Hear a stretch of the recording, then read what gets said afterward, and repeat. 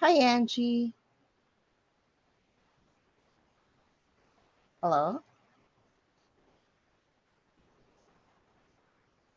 Oh, all right, recording. Thank you, Sam. Hello, Good evening. everybody. Hi, I'm Angie from Education Angels, and so great to have you join us on this webinar where we'll be talking about how to grow your child's self confidence. Now, as always, I've got some slides to share, but if you have any questions as I'm talking, please do type it in chat. And if I can, I'll respond straight away. If not, we have a Q&A session at the end anyway. So all's not lost. If we come to the questions at the end, I can answer any questions I might have missed as we've gone through the content. So if we're all ready, I'll just share screen and get started. Hopefully you can see that okay, Sam? Yes, we can. Perfect. All good. Okay, so let's start with just asking ourselves, what do we mean by self-confidence? So the dictionary definition is a feeling of trust in one's own abilities and our own qualities and judgments too. So it's been essentially being self-aware and trusting our own judgment. And that grows over time. We're not born with self-confidence, we're born with curiosity and the desire to want to learn about ourselves, others, and the world around us. But confidence is something that developed over time. It's a disposition that we grow. And you can support your child immensely by providing the right environment for that to happen. So, what confidence looks like is your child will have the ability to express their feelings, thoughts, and desires. They can be assertive if they don't feel safe. They will persist with challenges and difficulties, and they'll be able to form positive relationships with others. And I'm sure, like me, this is what we want for our children for sure. So, and the three qualities of confidence, and we'll look at each of these in turn, are like I mentioned before, trusting in my abilities. We grow this by providing a variety of different experiences, having a credit-based focus, and allowing children to take risks. On knowing my qualities, that's knowing all about me, knowing what's special about me, knowing what I'm good at. It's understanding that I have a place in my family, in my community, and my culture too. And it's me understanding that I have unique strengths and abilities. And also trusting my judgment. Well, that's about us promoting opportunities for choice, about listening and responding to questions or concerns, and encouraging self efficacy. And we'll talk about that in a little bit more detail as we go on. Sorry, guys, I do have a bit of a funny voice because I've had a bit of a cold this week. So, my apologies for that. So, the great thing is that our early childhood educators at Education Angels do provide a variety of experiences for children through a play based curriculum. Children learn, essentially, play is children's work, and we learn more through play, even as adults, than we do in any other form because it's intrinsically motivated, and also it's like it's an enjoyable pursuit. So and of course, play also offers lots of challenges and opportunities for growth. We also at Education Angels provide a variety of different experiences so that children have the opportunity to learn about themselves. And that's critically important. If we don't provide a variety of experiences for children, then they're not getting the breadth of education that they need in order to grow their self-awareness. We learn what we're good at through having experiences to practice. So we know, if you think about yourself, if we're engaging in a particular pursuit, it might be a hobby, it might be DIY, for example, that experience I can compare to play. You know, if we're deciding to go and decorate a room or build a kitchen, in that process, we're intrinsically motivated to do that. And through that process, we will face challenges. But because we're intrinsically motivated, we'll persist through those challenges. And once we get through the other side, once we've had that sense of achievement, then we feel good about ourselves and we feel that we're capable, we feel that we're smart, or whatever construct we may put around that whole experience for ourselves. Well, it's no different for children.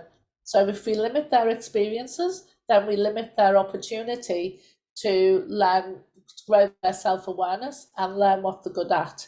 And similarly, the opposite applies. The more experiences we offer children, the more we can grow their confidence and belief in their own abilities.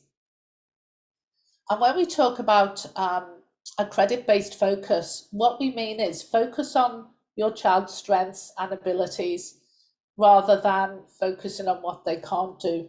Sadly, traditional education experiences for most of us focuses on what we're not good at rather than what we're good at. So if you're doing great in most of your subjects, but your math score is low, then your teachers might be saying to you, well, you need to spend more time on maths. Well, that's not something you're naturally good at. So your confidence can actually diminish by doing that rather than increase. So apply that same thinking to your child as they're learning and growing. Focus on what they're good at and show them it's okay to make mistakes. And you can model that as well. It's really important that we model this behavior too. So it's what our children need to see is that we will face many challenges, we will make mistakes ourselves, but when we do, we don't give up. So we want to teach our children to do the same, to persist through the challenges and not to give up. So it's focusing on what they're good at, and it's okay to make mistakes. We must not compare children to other children, either their siblings or their peers. It's really important we don't compare, because there's that quote, isn't it? It's a really good quote. It's it's from a children's book, Dr. Seuss, and it goes something along the lines of uh, today I'm me, or some, what is it? I am me, and there's nobody in this world that's like me. Basically, I can't remember the whole thing now, but it's essentially saying how special I am, that I am unique, I am different, and there's nobody out there like me. And if you compare your child to others, then they're never going to be as good at being that other child as that other child is. So it's really important that we focus on what they're good at and don't make comparisons, because your child is unique and special, and so too is that other child too. And you can't compare them because they're completely different people with completely different personalities and different skills too. And it's sad that most comparisons start to happen with preschool children.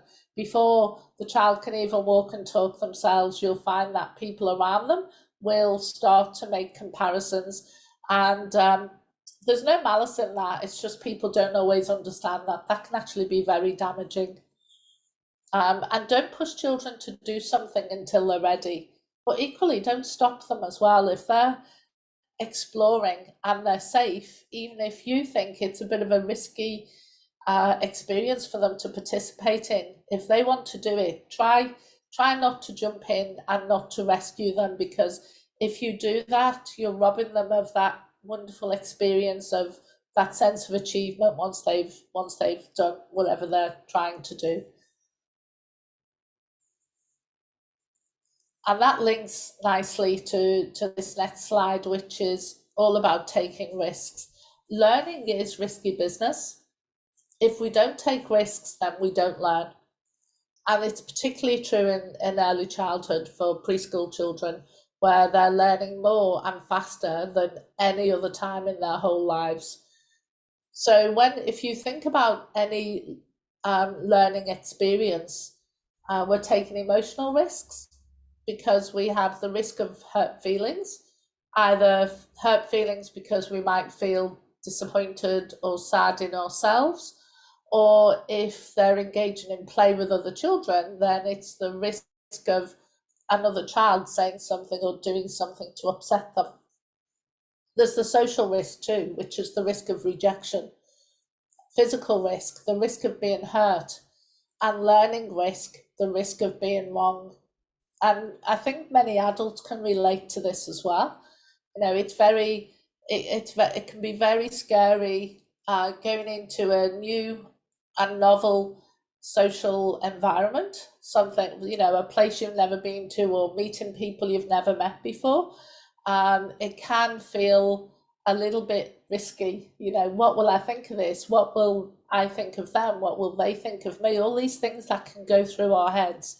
Um, it takes confidence and it takes curiosity to actually persist.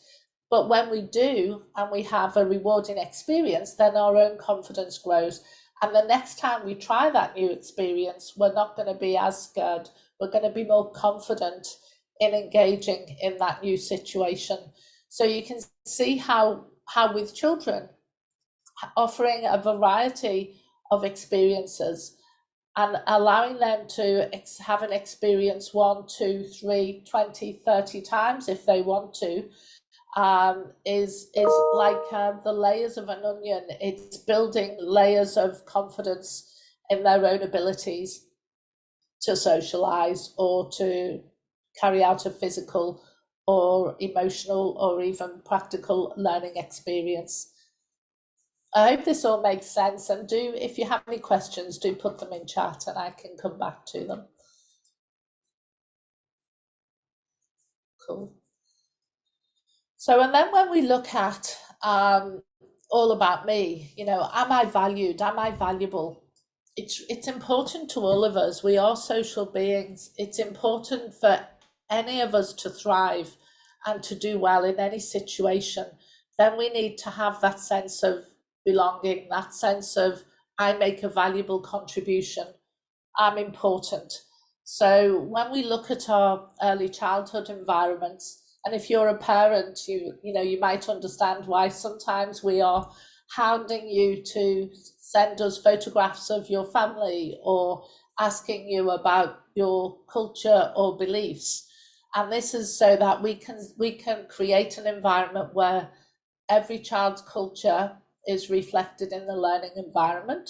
So it might be that that learning environment with your educator or your preschool is very different from your environment at home, but it doesn't mean that we can't reflect your culture and create a sense of belonging by having your culture visible within that learning environment.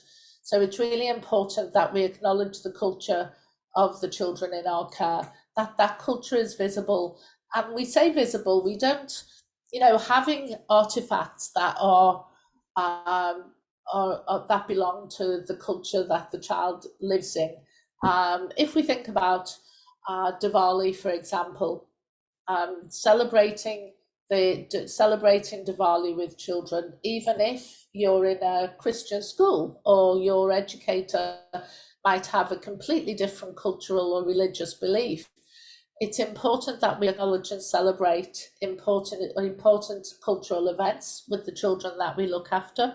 And that is so we can grow their confidence, so they feel that sense of belonging and that they know they have a place in this space with this group of people and in this community.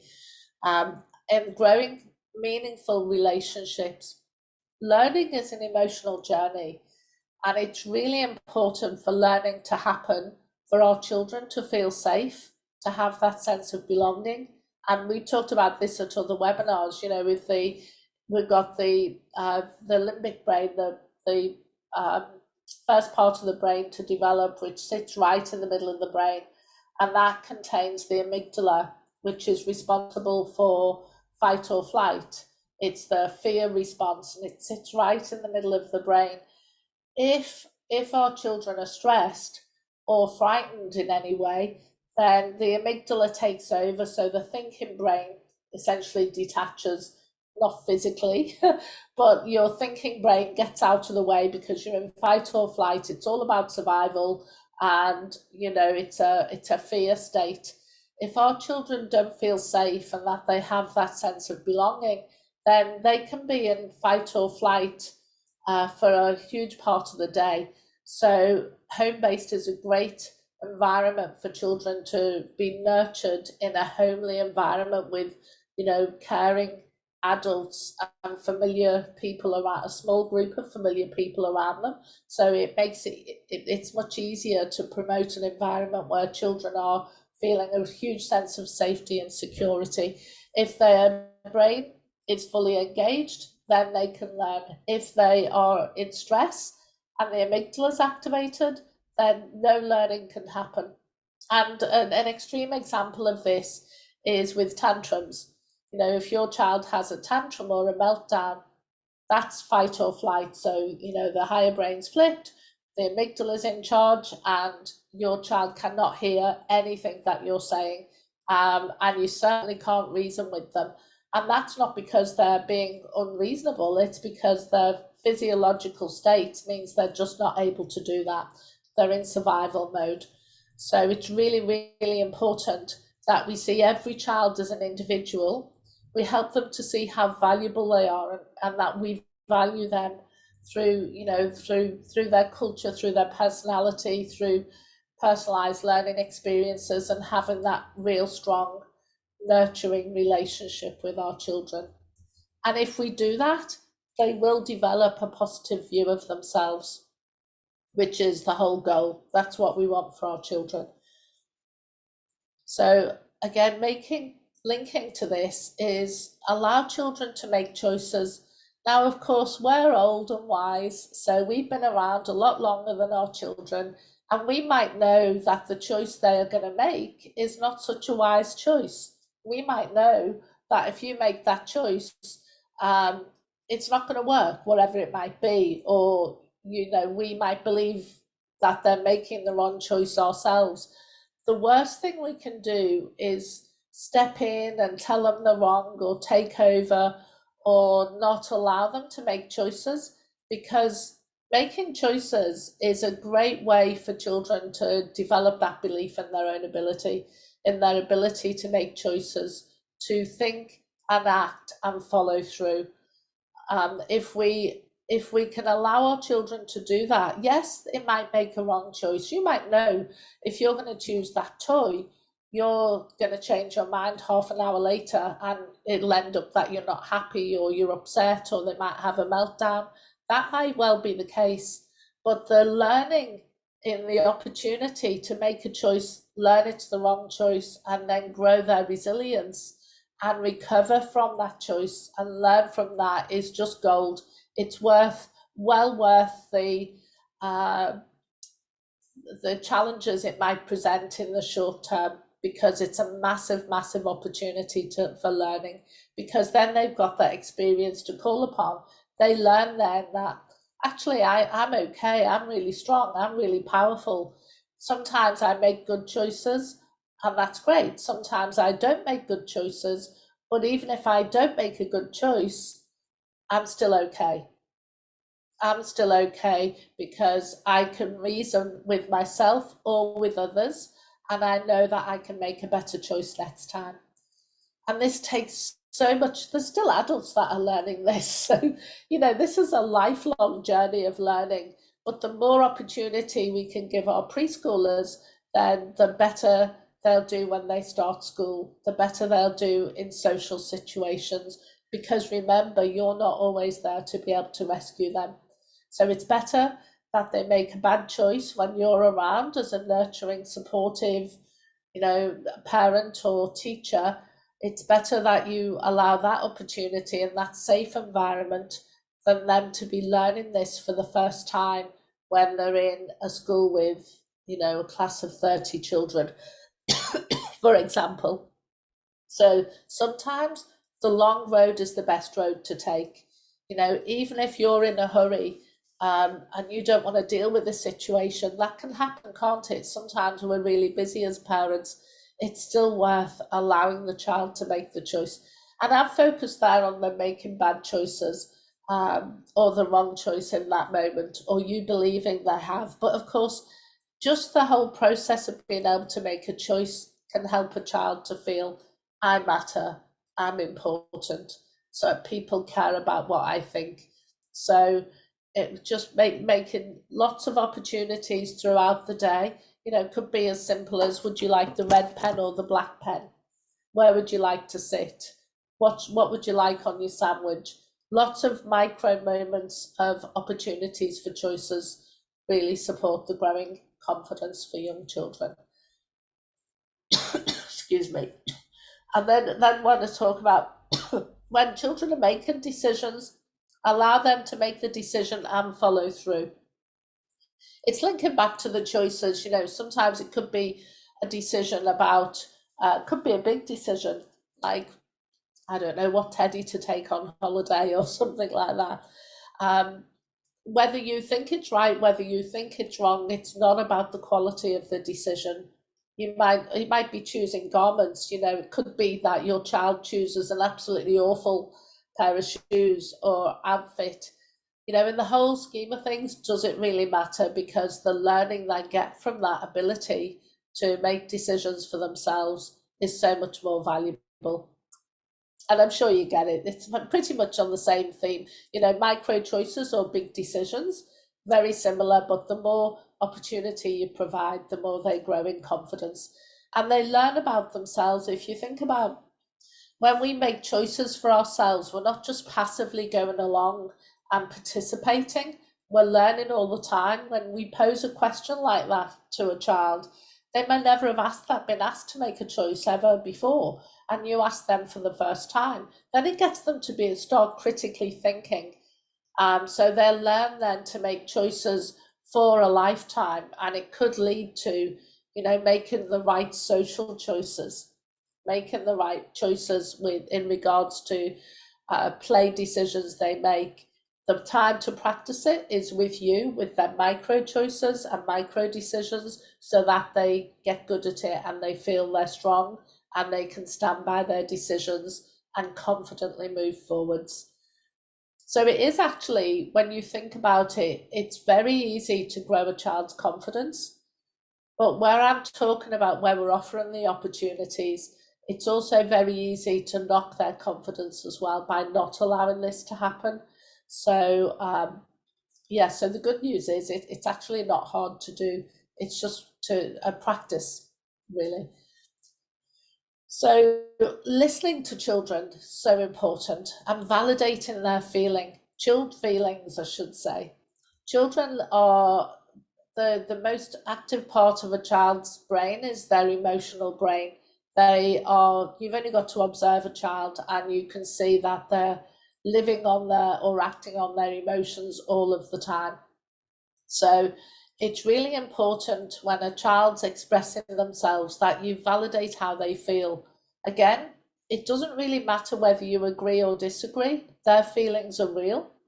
So if they're upset about something, whether you think they're justified or not, it really doesn't matter. It's really important that you say, I understand you're upset, or I can see that you're upset. As soon as you validate the feelings, then the higher brain starts to engage, and you can then start to calm the child and reason with them a lot more. If you don't validate the feelings, then what you're doing is you're teaching them that their feelings don't matter. So it's really easy to validate a child's feelings. You just say, I can see you are, name the feeling, or I understand if they're telling you they're upset, name the feeling. Grow that emotional vocabulary so that they can express themselves more eloquently as they develop those skills. But it's so important to first validate how they feel and then move on to whatever conversation is going to happen after that. So listen to children as well. Sometimes we can be tempted to fill in the words or finish sentences or explain things for them because we think we're helping them out, but actually we're robbing them of the opportunity to practice their language skills. So just take your time, step back and allow them to practice their language, practice their ability to articulate their needs and desires or their feelings. Because if you do that, then they feel valued. They feel that they matter. They learn that they have a voice and that they're important. And if children feel that, then guess what? That's growing their confidence, isn't it? So it's an everyday opportunity for your child to to really thrive and grow. And of course, in doing all of that, you can offer encouragement. And again, it's very easy to offer discouragement if you think they're going to hurt themselves or do something wrong. If your child's not in danger, just allow them to give it a go. They'll learn that it'll either work or it won't. And that links quite nicely to the next slide, which is about failure's good, actually. It's proven that we learn more from our mistakes than we do from our successes. So allow our children to make mistakes because this is how we learn. And really, fail is the first attempt in learning. So it's really, really important that we value the process over the outcome. Yes, we want our children to learn, but the most important thing we want to teach our children is to develop those positive learning dispositions like confidence, curiosity, persistence, resilience. And you can hear through all of those, and there are many more, but through all of those, none of them are about the outcome. It's about the process of learning, about learning to love learning, learning to love taking risks, learning to love making mistakes, and then just try again. And that's great. That's what, that resilience and that persistence is a skill that will, a disposition that will serve them for the rest of their lives. So don't sweat the small stuff. Model it as well. If you show that you make mistakes, show that you're not perfect. We all make mistakes, and making mistakes is good. And have conversations around it. It can be, hey, that was great. That didn't work. We know that doesn't work now. What shall we try next? So you're creating a positive environment around that. And then, above all, avoid punishments and rewards. Now, I know a lot of programs will say, or, people will say, use sticker charts or, bribe them with lollies to get them out the shop, whatever it might be. Avoid them where you can. I'm not saying you can never, ever do that. It's not necessarily good practice. It's not the best thing to do, but avoid it as much as you possibly can because it puts the child's focus on what other people think of them. And what does that do? It knocks your confidence, doesn't it? Because you are more worried about what other people think of you than what you think of yourself. So if you think about, maybe your school experience where if you did something, like I'm really old, so if in school any of the kids did anything naughty, then they were actually at risk of getting the cane or detention or lines, all these negative punishments. So the whole focus of the children in the school then was about how they avoided being punished. They didn't focus on how do I do the right thing. It's how do I avoid being punished. And there's a huge difference there because one is dependent on them being caught out. So I can do the wrong thing as long as I'm not caught out. So if we use punishments and rewards, that's the kind of focus we're putting on our children. So it's much better to actually have a consequence. So, for example, if your child makes a choice and they make the wrong choice, well, that's the consequence of that choice, isn't it?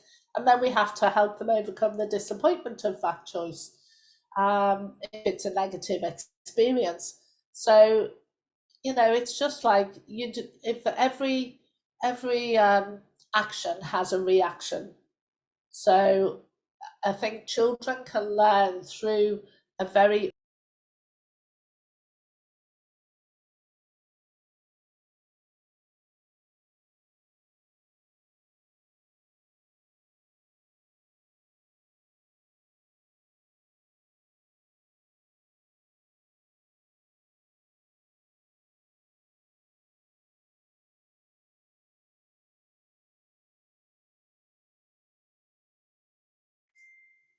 we're back on, Sam. Yes, you're back. You're Oh, back. about that, everyone. It seems that we had a blip.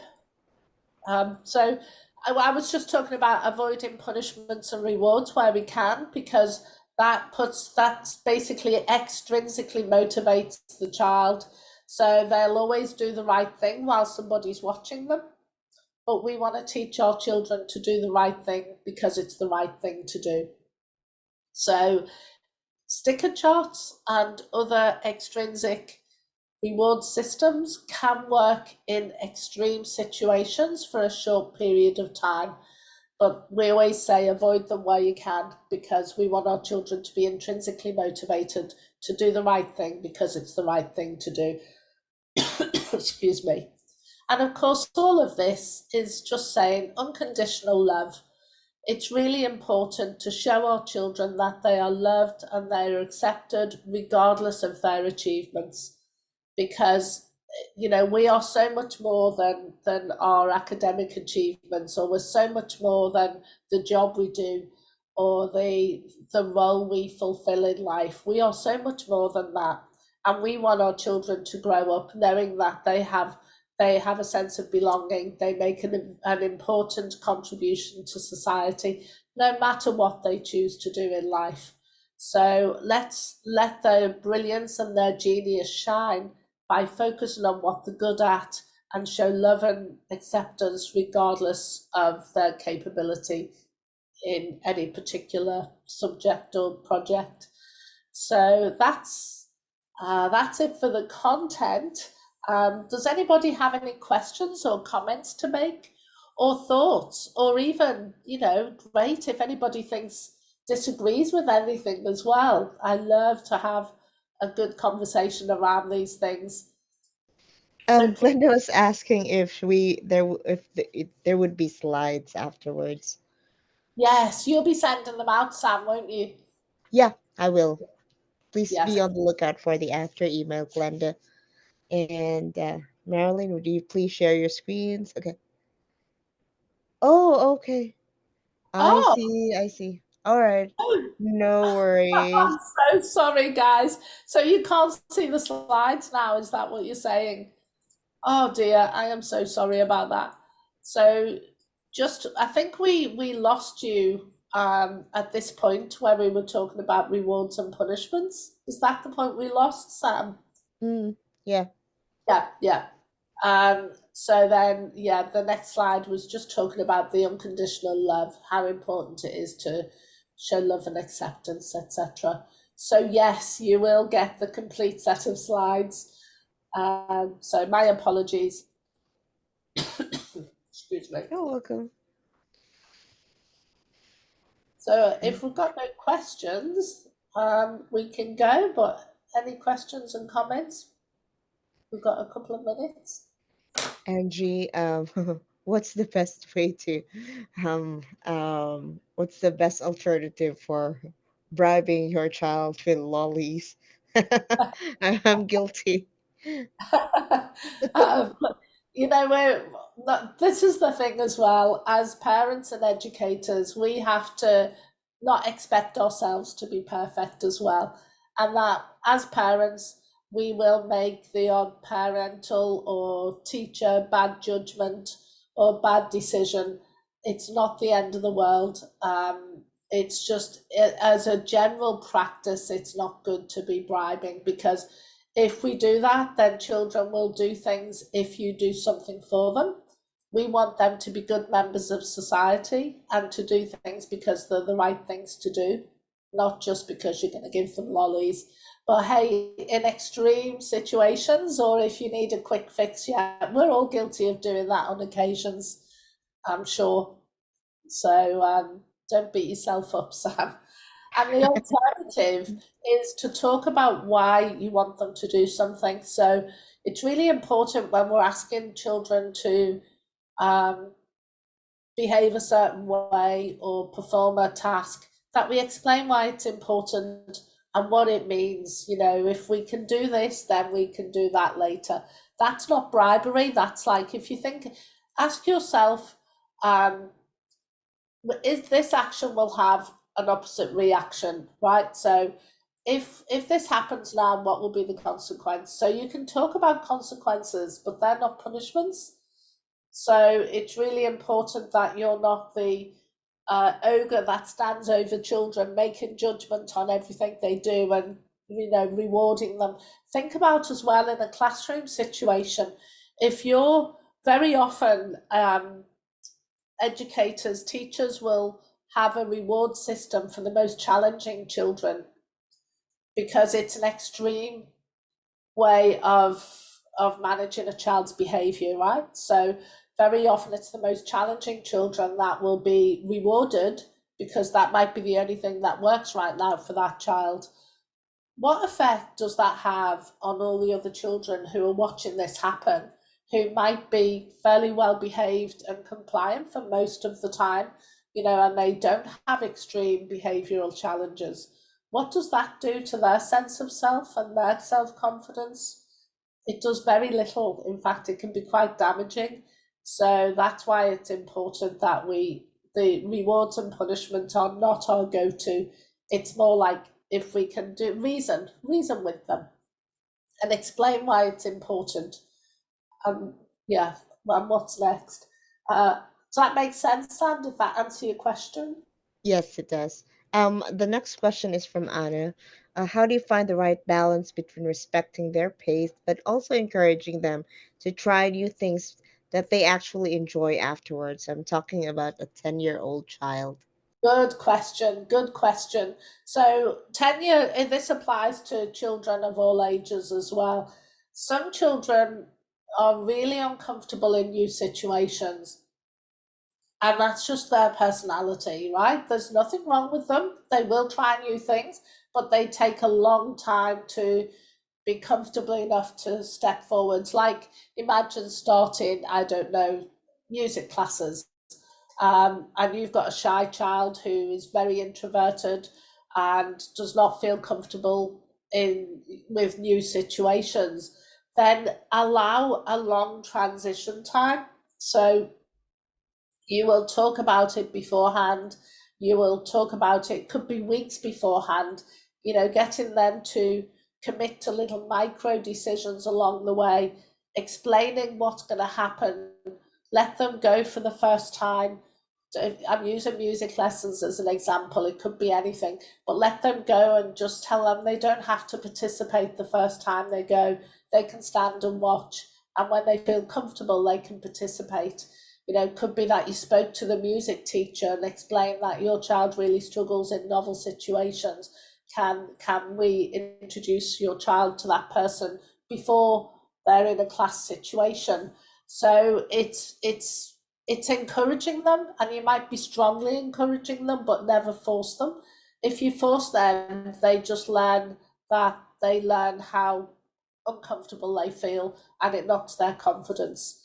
So I would not say allow your child to never try anything new. I'd not say that at all. If given that long transition time and that whole supportive journey you've been on, they still don't want to participate, then it could be that they're not interested enough in that particular activity.